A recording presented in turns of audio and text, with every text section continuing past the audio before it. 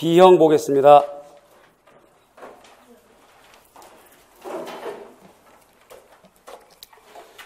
작년에 공파나 문제가 실크스크린이 나와서 그럼 공파나를 실크스크린 말고 또 할 수 있는 것이 스텐실. 그래서 이번 문제 스텐실을 좀 정리하자. 그 다음에 이제 작년 문제 수준이 굉장히 디테일한 기술적인 부분까지 다 물어봤잖아요. 그래서 그 정도 수준으로 보시면 됩니다. 문제 형태도 똑같고요. 자, 일단 문제가 단계가 밑그림 제작할 때 기억에 해당하는 유의점, 밑그림은 어떻게 그려야 되느냐, 이거와 관련된 거고, 그러니까 스텐실을 하는 데 있어서 밑그림을 어떻게 해야 되느냐, 이거죠. 그 다음에 니은번, 밑줄 친 니은이 깨끗하고 세련된 형태 나오지 않는 거야. 이미지를 찍어냈는데 이런 이유가 왜 그런 거냐, 이런 건데, 처음에 생각했던 이미지하고 찍었을 때 이미지하고 다른 거란 말이죠. 이런 거를 물어보는 문제가 지금 B형 1번 문제가 되겠습니다. 스텐실 같은 경우는 실제 학교에서도 많이 활용할 수 있는 문제이기도 하고요. 그래서 내용은 이래요. 여러분, 이렇게 아주 간단합니다. 예를 들어서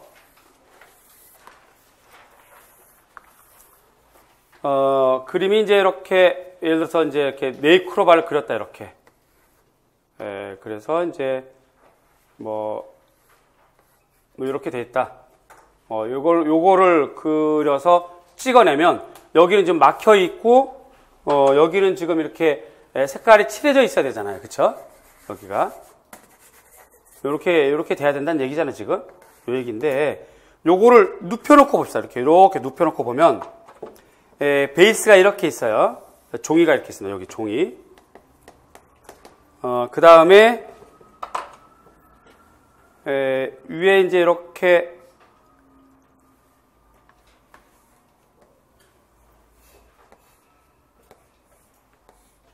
요렇게 되어 있겠죠. 요거를 좀 이해하기 쉽게 하자면, 예를 들어서 이제 이런 얘기겠지, 지금 이렇게. 그러니까 요 그림이 이렇게 뚫려 있다는 뜻이겠죠, 이렇게요. 예를 들어서 이렇게 설명하면 이해가 되시려나? 요 부분이 이렇게 뚫려 있다는 뜻이죠, 이렇게. 그쵸? 그러면 여기는 그냥 이렇게 막혀 있고 잉크를 찍으면 노란색이 여기 찍힌다는 뜻이잖아요, 여기. 그렇죠.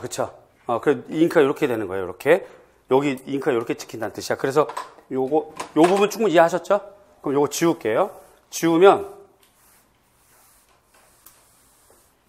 자, 잉크가 이제 요렇게 여기로 이렇게 투과가 되는 거예요, 이렇게요. 이렇게 되는 겁니다. 그렇죠? 자, 요럴 때 뭘 사용하냐면 롤러를 사용할 때 가만히 보세요. 혹은 스펀지를 댈 때,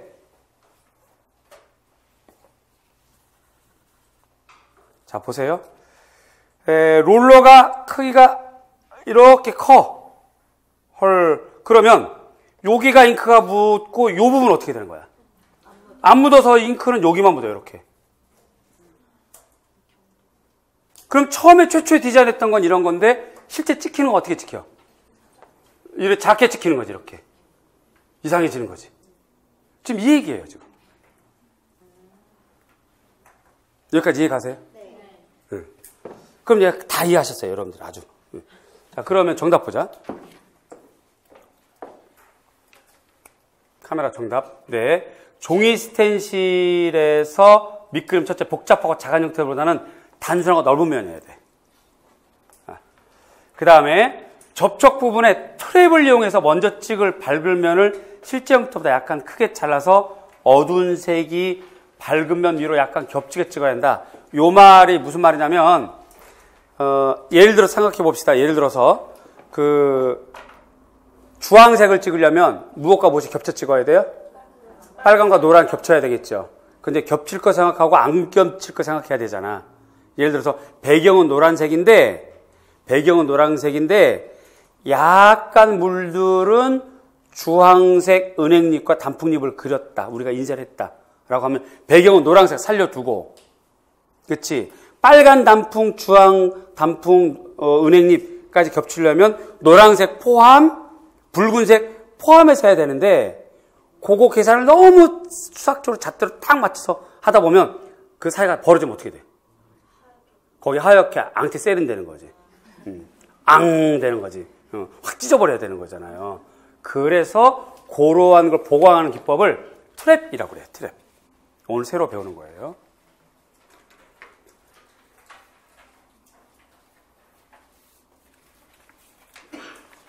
한마디로 트랩은 인쇄 절차에서 하얀색 줄 여백이 나오지 않게 하는 것인데 실제보다 약간 크게 잘라서 하는 거. 자, 그래서 일단 여러분도 오늘 문제의 정답은 요 파란색 되어 있는 것만 해도 됩니다. 그리고 이제 추가해서 배우는 것은 이거고요. 트랩이라고 하는 거. 그래서 이건 그냥 굵은 글씨로만 해서 밑줄. 이후로 이제 공부하실 거. 공부술 밑줄. 네. 자, 그다음에 어두운 색이 밝은 면 위로 약간 겹치게 찍어야 된다. 그래야만 잘 마무리가 된다는 거예요.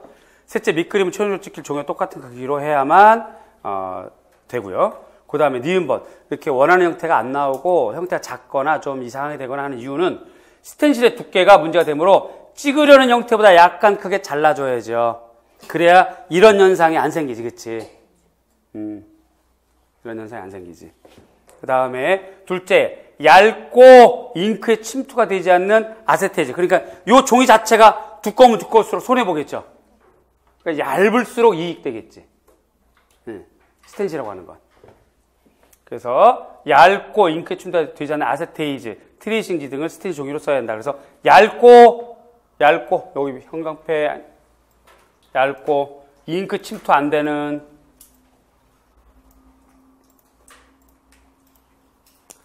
셋째, 롤러는 스키즈보다 잉크를 명확하게 밀어주지 못하기 때문에 좀 경도가 낮은, 즉 소프트 롤러 사용해야 됩니다. 말랑말랑해야 이게 좀 낑겨서 이렇게 하게 되죠.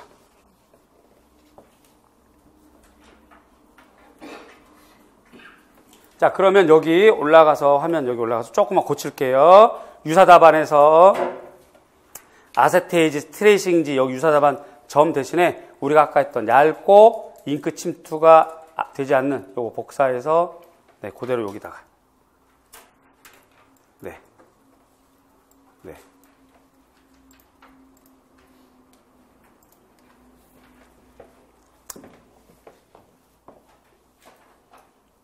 그렇게 해야 되겠고요. 그 정답지 밑에 스크린판에 장점 나와 있어요. 이것도 문제 내고 싶은데 나중에 낼 테니까 공부해 두셨다가 여러분들이 또 하시면 될 것 같아요. 자, 그래서 B형 1번 됐고 B형 2번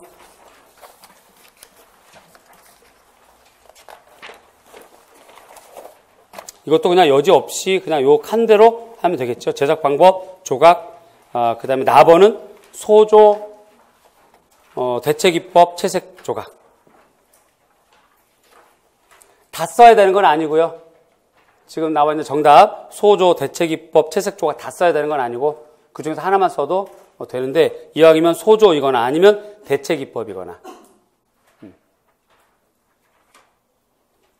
다음에 니은번. 먼저 그 가번에 있는 거 비너스 같은 경우는 팔등신 비례미, 사실적이고 생생한 묘사, 완벽한 해부학과 콘트라포스토, 특히 콘트라포스토 형광펜 해서 문제에서 외워두시고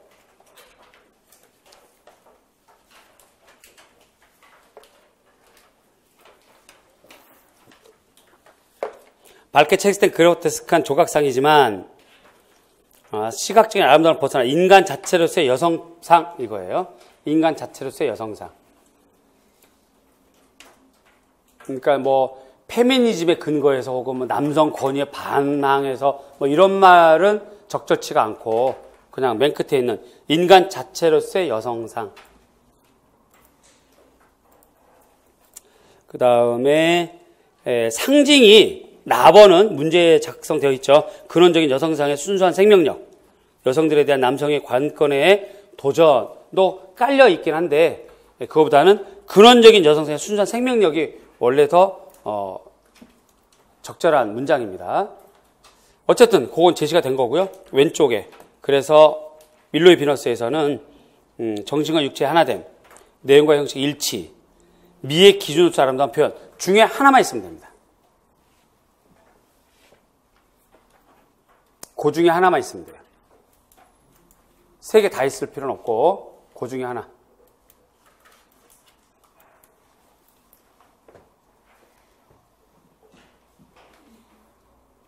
정신과 육체 하나, 내용과 형식의 일치, 미의 기준으로서 아름다움, 요거를 여러분들은 흔한 말로 이상적인 사실주의, 보통 이렇게 얘기도 하죠. 우리 불국사 석굴암 본존물에 사용하는 것처럼. 그러니까 지금 밀로의 비너스도 사실은 8등신 비대미에서 이상적인 사실주의 의식이 좀 들어가 있긴 하니까 만약에 쓴 답에, 여러분 쓴 답에 그 말 있으면 틀린 건 아니에요. 그 다음에 유파 시대 사조 헬레니즘, 누번의 헬레니즘. 아마도 그 디귿번 상징에서 밀로의 비너스에 대한 상징에서 여러분들이 쓴 문장들이 좀 다양하게 그러면서 의미론적으로는 정답으로 채택될 수 있는 것들이 많이 있을 거예요. 그러니까 그런 부분들은 나중에 기회 되면 선생님 이거 난 이렇게 썼는데 이건 어때요? 라고 한번 얘기해 주시면 거의 정답 되지 않을까 싶은데 어쨌든 그런 것도 상담을 할 수 있도록 하시고.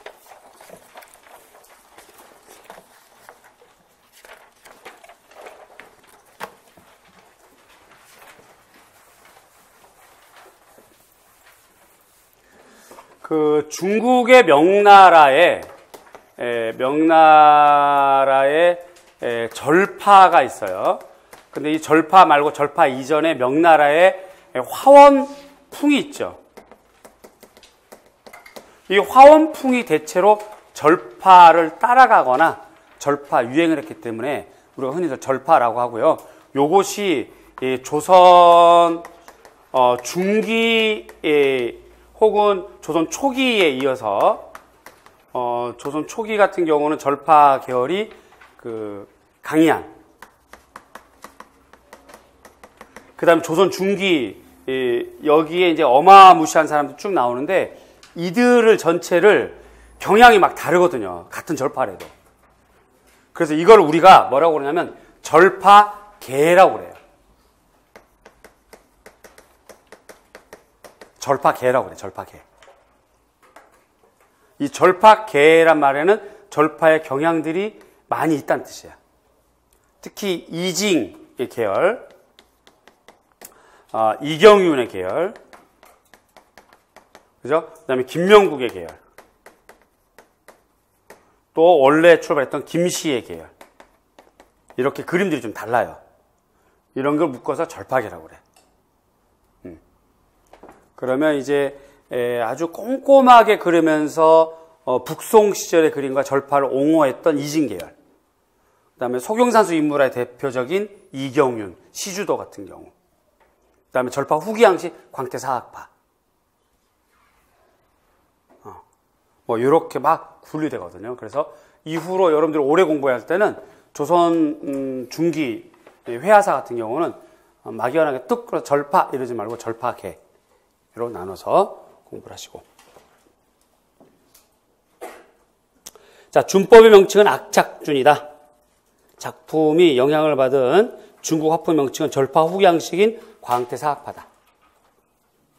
광태사학파는 거칠고 강렬한 필목법 특징이다. 제시된 작품도 이에 영향을 받아서 악착준으로, 악착준이 뭐예요? 이렇게 소나기로 다 잡는 거, 다 이렇게 껴서 잡는 거, 이렇게 다 껴서 잡는 거. 손가락으로 다 잡는 거. 요거는 사지제두라고 하는데 주로 이제 그 전각에서 쓰는 거. 이렇게 해서 이렇게만 손가락으로 잡는 거. 단구, 쌍구, 사지제두, 악권법 혹은 악관법 이렇게 하거든요.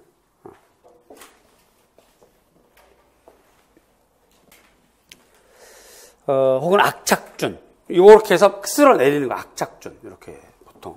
그래서 선형으로 쫙 펼치게 하죠. 흑백의 대조를 강조한 두산의 표면 처리, 강렬한 필목법, 거칠게 묘사하는 수지법, 점점 별파악의 학풍을 반영하고 있다. 조선 중기 다른 작품과 차이점은 중기 다른 작품은 거의 일관되게 엿보이던 깊이감, 오행감의 강조. 저기 이징 검색해 보겠습니다.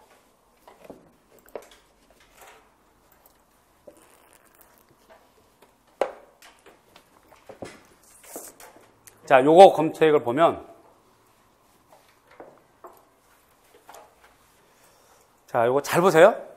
중앙에 거대한 것이 있고 주변에 작은 산들이 있어요. 그쵸? 다음에 조춘도, 곽희 조춘도.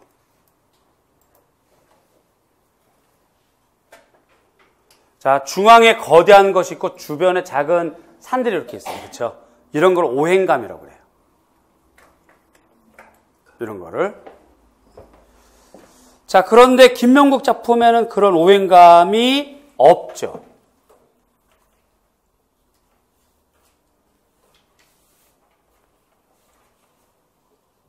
그래서 앞으로 넘어질 때 위압적인 주산의 형태, 주산과 원산의 능선을 따라 비껴내는 윤곽선, 또 오른쪽 근경 모서리에 위치한 언덕, 전체적인 구성이나 구도는 조선 초기와 중기 악연파 합성을 토대로 하여 변화시킨 것.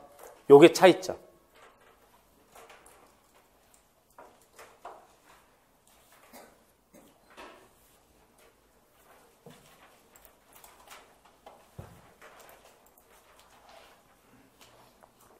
특히 차이점 잊지 마세요. 깊이감과 오행감이 약해진 거. 깊이감과 오행감이 약해진 거. 오행감의 무슨 뜻이냐면 음양 오행할 때 그 오행이에요. 나오고 들어가고 크고 작고 주된 것과 보조적인 것 이런 것을 음양 오행이라고 하잖아요. 그런 측면에서 오행감이 약해지고 깊이감이 약해진 것. 이게 차이점. 그래서 이 부분도 밑줄 쳐서 좀 외워두시면 좋겠다. 거기 답지에 있는 대로 답지 그 깊이감과 오행감이 찾아보기 어렵다. 이 말이 약해졌다는 뜻이니까 그 부분도 좀 여러분 꼭 외워두세요. 이런 거는 나중에 꼭 필요할 것 같아요.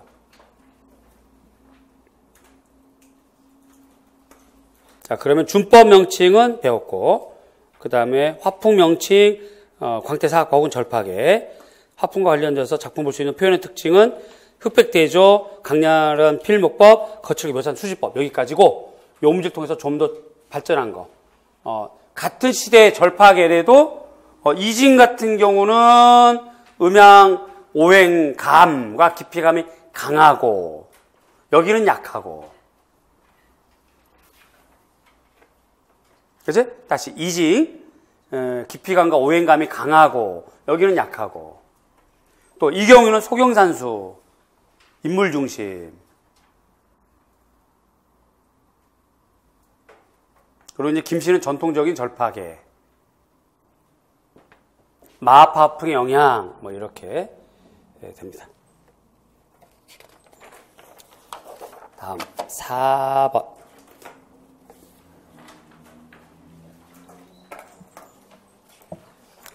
도자. 작년에 분청 나왔었죠?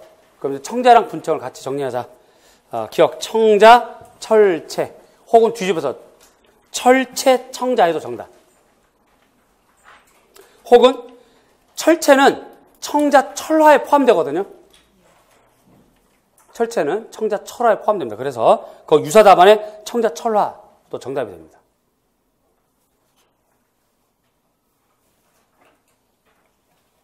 그 다음에 니은은 분청 철화이죠.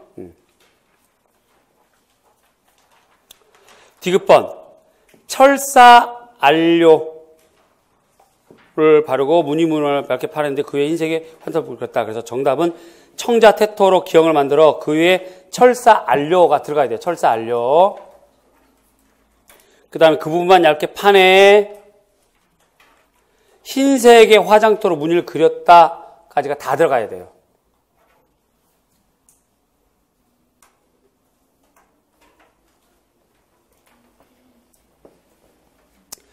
그 다음 분청 철화 같은 경우는 백토 분장이란 말이 꼭 들어가야 됩니다.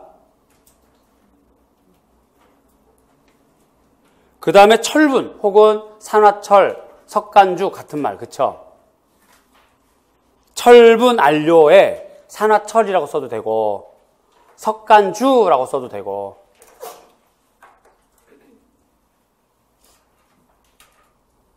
그림을 그렸다, 그렇죠? 이렇게 하시면 되겠습니다.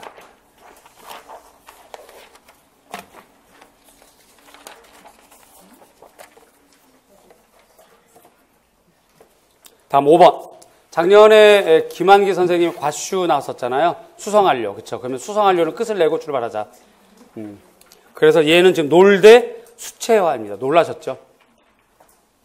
안 놀랬나 보네. 뭐 이거 수채지 뭐 당연하지 이런 건가? 수용성 물감 일종입니다. 안료와 수성 미디엄, 아라비아 고무액을 같이 섞어서 사용하는 거예요, 원래는. 그래서 명칭은 수채입니다, 수채. 수채 장점은 자연의 미묘한 변화를 다른 어떤 재료보다 속수할 수 있다. 봐봐요. 여러분, 예를 들어서 이제 용제로 구분하면 수성. 그러면 예를 들어서 이제 수채가 있고 뭐 과슈가 있고 뭐 여러 가지가 또 이렇게 있겠죠. 뭐 유성. 그러니까 기름이란 거죠, 지금. 요건 이제 물이라는 것이고요. 이렇게 되면 여기 이제 유채. 그 다음에 기타가 있을 텐데, 기름이라고 하는 애는 오랜 시간 동안 잘 안 말리잖아. 그러니까 꼼꼼하게 천천히 오랫동안 그러면서 사실 묘사 가능해. 그지? 반면에 얘는 금방 날아가 버려. 그러한 것이 바로 여기 있는 것처럼 자연의 미묘한 변화를 어떻게 할 수 있다? 속사할 수 있다. 자연의 미묘한 변화를 어떤 재료보다도 속사할 수 있다. 속사.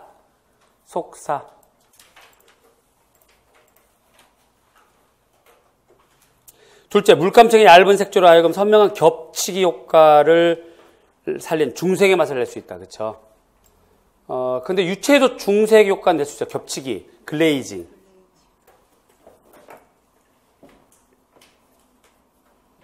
유의점, 흰 종 위에 그림을 그리기 때문에 붓에 묻은 물의 양보다 물감 농도가 짙은 색을 먼저 사용하면 피하는 거죠. 짙은 색채 위에 엷은 색을 채색하면 불투명해지고 탁해짐으로 주의한다. 큰 여지는 없을 것 같아요. 매체는 한 해 걸로 하나씩 나오는 추세이긴 합니다. 근데 그거 딱 정해진 건 아니니까요. 매체도 그동안 안 나왔던 것들 좀 중심으로 하시면 안정적이지 않을까 싶어요. 6번. 신규 교사와 수석 교사의 관찰 일치인데, 관찰 일치, 교실 수업에서 학생들이 다원적 사회 변화와 민주주의적 측면에 관심을 기울이지 못하고 있대요. 교사는 미술의 본질적 가치에만 초점을 맞춰서 수업을 진행하고 있다는 거야. 사회적 관점을 이해하지 못하고 획일적 방법으로 지도하고 있다는 거예요. 그래서 프리드먼의 시각문화 교육을 참고해서 프리드먼이 주장하는 미술교육의 목표와 방법을 참고해 볼 것을 이제 좀 제시하고 있다, 이런 건데, 작성 방법. 프리드먼이 제시하는 시각문화 교육의 목표와 방법을 각각 서술할 것. 프리드먼이 주장한 교사의 자세를 시각문화 교육의 실천적 측면. 그러면 이제 오늘 A형 1번 윌슨. 그쵸? 그 다음에 A형 9번 아이스너. 그 다음에 다시 또 프리드먼. 이렇게 해서 요렇게 삼각형으로 구성해서 공부하면 조금 안정적으로 4월, 5월, 6월 이렇게 보낼 수 있지 않을까 생각이 들어서 이렇게 문제를 만들어 봤고, 정답은 프리드먼이 제시한 시각문화교육에서 목표는 시각문화력 육성, 비판적 사고력 육성. 미술을 넘어서 사회 속에 살아가는 문화 주체로서 역량 함양 이거든요. 그래서 제일 중요한 거는 사회 속에 살아가는 문화 주체로서 역량 함양인데, 요것뿐만 아니라 거의 편 유사 답안. 시각문화력, 비판적 사고력도 정답. 방법은 사회 문화적 관점에서 통합적 교수 방법. 이건 뭐 유사 답안 없고요. 근데 이거를 간학문적이냐 혹은 다학문적이냐 뭐 어떤 걸 쓰더라도 통합이기 때문에 다 정답이 돼요. 프리드먼이 제시한 교사의 자세는 첫째, 학생들의 관심사, 문화, 학생들의 삶에 대한 이해가 필요하다는 거죠. 둘째, 교육과정 속에 분과주의적 전통을 넘어선다. 분과주의적 전통을 넘어서는 게 무슨 말이에요? 너무 미술만 국한해서 독자적으로만 하는 거를 분과주의적이라고 그러죠.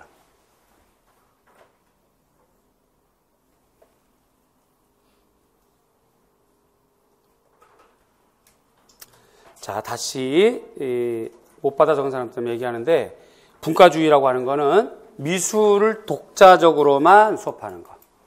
본질주의적 관점. 이고요.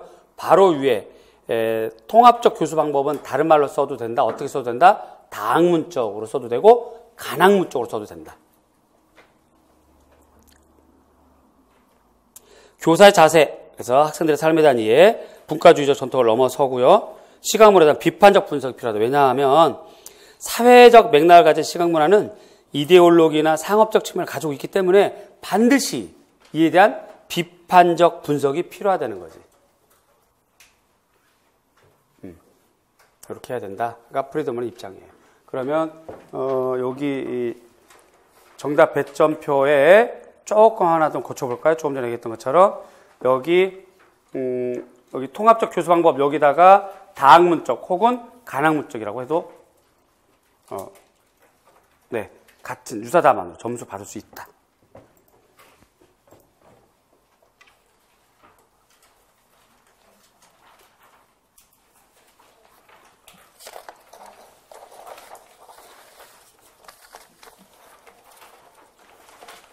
서술형 7번.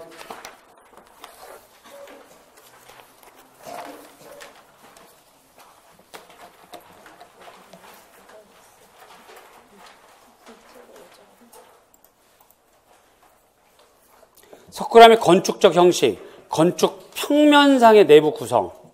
평면이라는 게 무슨 말이에요? 자, 요게 지금 제품이야, 제품. 여기 보세요. 제품. 여러분이 이렇게 바라보면 요 면은 무슨 면? 정면도. 위에서 내려보는 거. 탑뷰라고. 이게 평면이에요, 평면. 요쪽에서 보는 거. 좌측면도, 우측면도. 뒤에서 보는 거. 후면도, 그럼 배면도. 다시요. 정면에서 바라보는 거. 정면도. 탑뷰라고 하는 거. 위에서 내려다보는 거. 평면도. 무슨 말인지 이해 가시죠? 그렇게 용어는 정리해서. 그럼 건축 평면상의 내부 구성. 그럼 어떻게 하면 돼? 위에서 내려다보는 거 보면 되는 거지. 그럼 전방, 후원이 되는 거예요.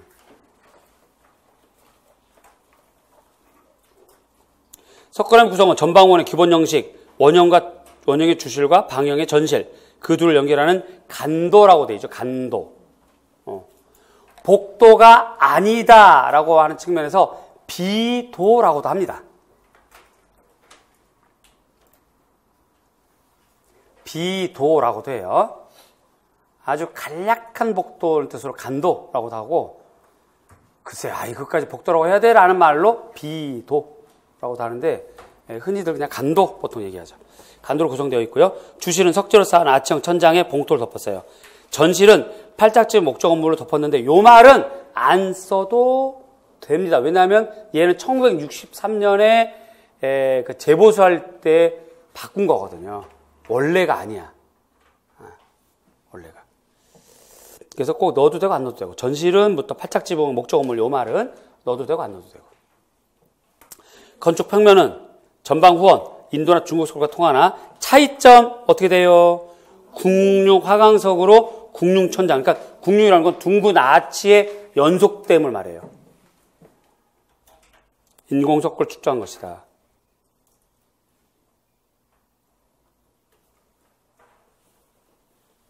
이걸 완전히 전통 방식으로 얘기하면 들여쌓기 조적식 건축 구조라고 그래요. 말이 좀 어렵죠? 들여쌓기 조적식 건축 구조. 국용은 서양식 건축 용어. 근데 워낙 흔히 사용하다 보니 보통 우리나라 전통 건축에도 국융 뭐 이렇게 말을 하고요. 살짝 미안하니까 볼트 뭐 이렇게도 하는데 그냥 우리가 흔히들 이해하죠. 그리고 이제 걔네들은 아래 걸 위에 쌓고 고르고 쌓고 하다 보니 이거를 아래 걸 고이고 하잖아요. 그래서 이런 거를 고임식이라고도 하는데 정확하게 고임식이란 말은 건축 용어는 안 쓰고 조적식이라고 써요. 조적식. 쌓아 올라가는 거. 근데 이거를 아치로 쌓아 올라가려면 어떻게 하면 돼? 아래 걸 고이고 위에 거를 들여쌓고 위에 걸 들여쌓고 이렇게 되는 거죠.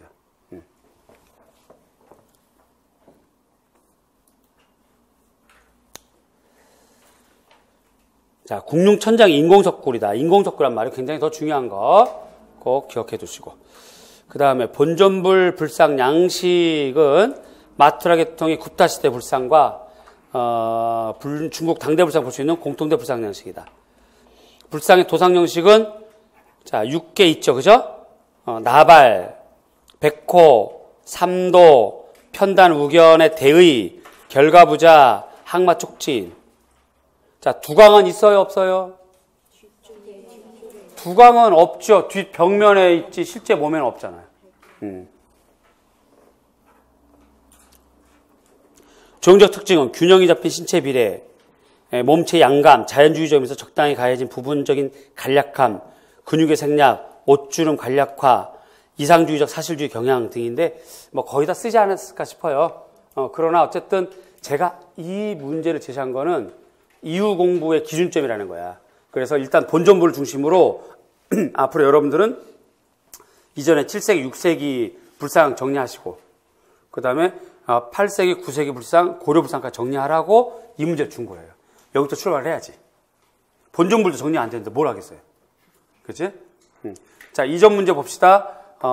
통신라와 고려, 중국 종 양식 비교했어요. 고전 문제 봅시다. 탑 비교했어요. 그죠? 이런 식으로 양식을 정리했는데 불상 조각은 안 나왔으니까 당연히 해야 되는 거야. 해야 되는데 그 기준점? 본전불부터 하자. 그래서 7번. 문제 쉽게 내려고 한 게 아니라 의미 있게 낸 거예요. 요거부터 하자 이거지. 자, 이제 논술 문제입니다.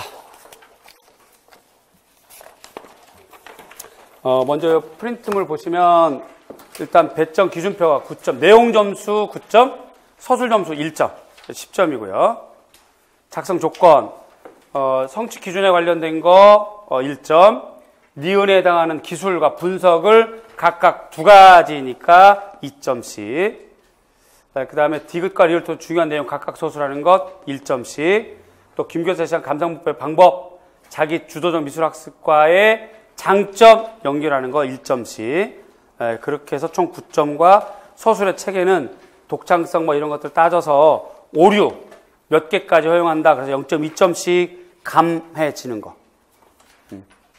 그래서 총 1점 합쳐서 10점 이렇게 했으니까 자기가 자기 거 한번 이렇게 해보시고 그 다음에 그 외에 거 이런 문장들 필요한 거는 자, 첨삭이라는 게 그냥 형식적으로 빨간 걸로만 이렇게만 해서 얘기하는 건 좀 의미가 없고 그래서 앞으로 문장을 어떻게 쓸 건가, 그래서 앞으로 공부를 어떻게 할 건가, 이런 것까지 얘기해야만 그게 진정한 피드백이 되고 첨삭이 되니까 시간을 가지고 저랑 좀 얘기를 하면 좋겠고요. 언제든 가지고 다니셨다가 상담도 하거나 물어보거나, 만약에 직접 이 직강으로 오기 어려우면 카페를 통해서 이렇게 질문을 좀 올리면 거기에 많이 응대를 해드릴 테니까 그렇게 하십시오. 자, 그래서 김기사 수업 컨설팅 내용인데 의뢰인, 뭐 진단, 미술 감상과 비평에 따른 학생 반응 분석의 방법 모르고 있대요. 감상과 비평 과목에 따른 교육과정 이해가 부족한 점. 지금 2015 교과서를 많이 봤어요. 우리가 3, 4월 달에 봤는데 참 다행스럽게 좋은 교과서를 봤고, 교과서를 봤더니 어떤 교과서는 2015가 반영이 잘 안 된 교과서가 있고, 2015를 잘 이해하고 반영한 교과서가 있더라. 우리 여러분들이 다 이미 파악했어요. 3, 4월 달, 2달 동안에. 그러니까 이제 교과서를 보면서 참고하시고요. 공부하실 때. 그래서 이제 이런 것들을 많이 응용하시길 바래요. 성취 기준 그러하고, 작성 방법, 성취 기준을 달성하기 위한 기억, 교사수 방법 및 유의사항에 해당하는 거. 니은에 해당하는 방법을 기술과 분석으로 구분해서 쓰는 것이요. 자, 쭉 그냥 답 읽어보겠습니다. 중요한 것은 저 밑에 작성 방법의 답지 내용을 짜임새 있게 구성하라. 이 말이 무슨 말이에요?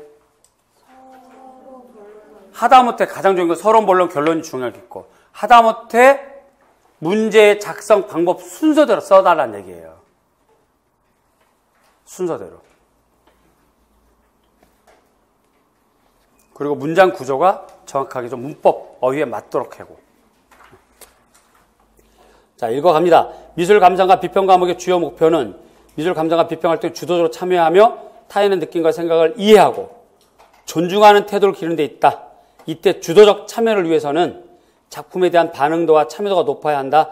또한 자신의 생각을 명료화하며 타인의 태도를 존중할 때 감상 문법이 유용하게 활용될 수 있다. 지금 뭐 한 걸까? 서론. 그런데 서론 접근하는 것이 문제에서 가장 중요한 감상 문법. 또 자기 주도적 참여를 언급하면서 접근했잖아요. 문제와 관련성을 가지고 접근하는 서론법. 그렇게 해주면 좋겠다. 자, 2015 개정 교육과정에 따른 미술 감상과 비평 과목의 성취 기준을 달성하기 위한 교수 학습 방법, 유의사항은 따옴표 하고요. 원문자이 이런 거 써도 됩니다. 있는 그대로니까. 해설서에 있는 그대로니까. 숫자라고 인정하지 않고 정답으로 인정을 해야 되는 거는. 그래서 이렇게 써주시고요. 미적 대상을 자세히 관찰하고 다각도로 살펴볼 수 있도록 충분한 시간을 제공한다. 따옴표 2다. 기술 단계에서 반응을 불러일으키기 위한 방법 첫째, 시각 암기술 외워주시고. 자, 이런 거 교과서 분석하면서도 많이 여러분들 공부를 했었어야 되는 것들이죠. 미술품을 제시하고 학생들에게 15에서 20초 동안 조용히 작품 보고 기억하게 만들면서 향상되는 거예요. 둘째, 작품에서 보는 인물들의 포즈, 얼굴 표정을 흉내내거나 집단적으로 포즈 취하게 하는 방법. 자, 말이 길어졌습니다. 확 줄여볼까요? 흉내내기 혹은 역할극. 흉내내기 혹은 역할극이라고 해도 됩니다. 이 방법은 학생들을 몸과 행동으로 체험하게 하는 거죠. 형태와 감정을 관련시켜서 체험하게 하는 것.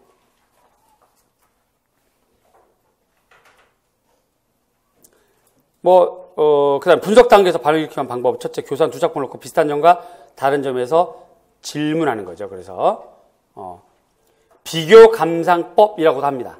다른 말로 바꾸면 비교 감상법.